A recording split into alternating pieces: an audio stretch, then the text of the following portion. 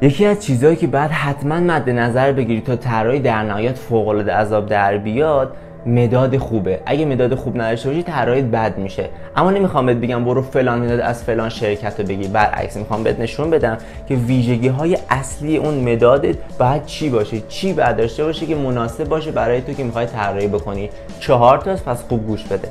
اولیش اینه که تیرگی و روشنی عمیقی بتونه به تو بده.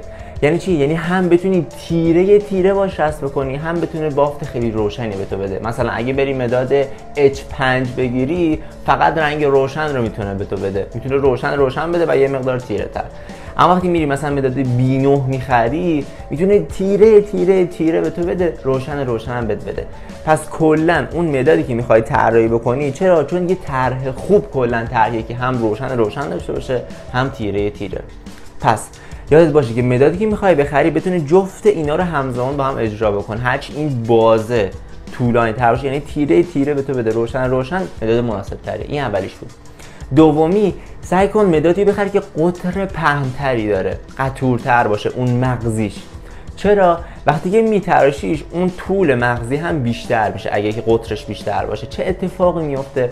وقتی بخوایم از کناره مداد استفاده بکنیم، میتونیم خطهای پهن‌تری استفاده بکنیم نسبت به زمانی که بری یه مداد بخری که مغزیش خیلی باریکه. وقتی میتراشیش اون کناره مدادش باریک از آب در میاد، در نهایت نمیتونی خط پهنی رسم بکنی. یه طرح خوب چی بود که هم بتونیم توش خطهای پهنی قرار بدیم، هم خطهای نازک داشته باشیم. قطر پهن که بگیری جفت اینا رو بهت میده، هم میتونی با سر قلم کار بکنی، هم با پهناش میتونی خط پهنی رسم کنی. پس سعی کن قطرش پهن باشه، تیرگی روشنی خوبی بده. مورد سوم، رنگو پخش نکنه. البته که این یه چیز سلیقه‌ایه، بعضیا دوست دارن که در نهایت یه سری هاشوراشون رو با انگشت محو بکنن. میخوام بگم یعنی اینو مد نظر قرار بگیری. مثلا من دوست ندارم این اتفاق بیفته. من دوست دارم که مدادم وقتی میاد روی کاغذ دیگه از روی کاغذ بلند نشه، ولی همین زیاد از مدادهای پلیکروم استفاده میکنم. مدادهای پلیکروم از روی کاغذ بلند نمیشن ولی قیمتشون زیاده. اما در کل میگم مثلا میتونی مدادی رو میگم بخری که کلا تست بکنی. اونجا روی مغازه میری از مغازه‌دار خواهش میکنی یه کاغذ بده، میکشی روی کاغذ، دستتو روش بکش، ببین مداد پخش میشه یا نه. اینو مد نظر داشته باش که میخوای پخش بشه یا نمیخوای پخش بشه. مورد آخر، بازتاب نوره. مدادایی بهترن برای طراحی که نور رو بازتاب ندن. چرا؟ چون وقتی که هم پایان کاری که تماشا می‌خوای ازشون عکس بگیری مصیبته، هی نور رو بازتاب میده، کیفیت کارت میاره پایین، اون زیباییش رو نمیتونه نشون بده.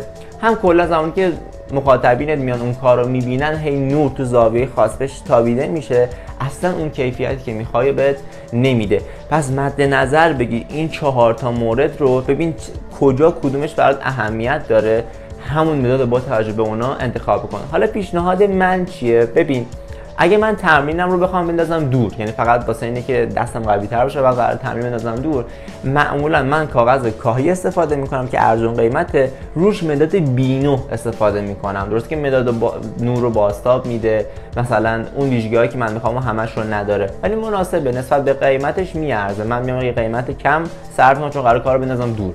مداد B9 از هر مارکی میخرم، میخوام پررنگ باشه چون رو کاغذ کاهی مداد کم رنگ میشن. مداد مثلا B9 میگیرم. اما اگه نه بخوام کیفیت بالایی داشته باشه کارمو نگه دارم، آرشیو بکنم، مدادهای پلیکروم استفاده میکنم. هم بازی تیرگی روشنی به من میده، هم نور رو بازتاب نمیده، همه چی همزمان با هم داره. بر همین زیاد من دوستشون دارم، از مدادهای پلیکروم استفاده میکنم. اما این چیز آیه نیست. ببین این ویژگی های کلی و چه مدادی داره، همون رو تهیه کن.